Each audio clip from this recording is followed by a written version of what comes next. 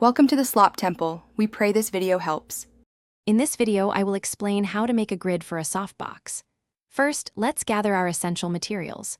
You'll need about 2 to 3 yards of black fabric, like ripstop nylon, which is excellent for blocking light. Also, grab some hook and loop fasteners, a reliable ruler, sharp scissors, and strong fabric adhesive. These items are crucial for creating a durable and effective light control grid for your softbox, helping you achieve professional lighting results. Now, let's get precise with our measurements and cuts. Begin by carefully measuring the front opening of your softbox. This will be the overall size of your grid. Next, cut numerous strips of your black fabric. For a 1 inch by 1 inch grid, each strip should be 2 inches wide and the length of your softbox opening. If you prefer a 2 inch by 2 inch grid, cut strips 4 inches wide. Accuracy here ensures a neat and effective final product. With your strips cut, it's time to build the grid structure.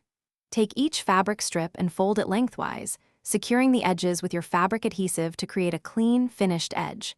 Now, lay out these folded strips in a crisscross pattern, forming your desired 1 inch or 2 inch square cells. Carefully apply adhesive at every intersection point, ensuring each connection is strong and the grid remains perfectly square. This step defines your light control. Finally, let's attach your new grid to the softbox. Apply the hook side of your hook and loop fasteners around the entire perimeter of your finished fabric grid. Then, attach the loop side of the fasteners to the inside edge of your softbox's front opening. Carefully align the grid and press it firmly into place. This secure attachment ensures your grid stays put, providing precise light direction and helping you achieve beautifully controlled illumination for your photography. Thanks for watching. Consider subscribing if we helped you.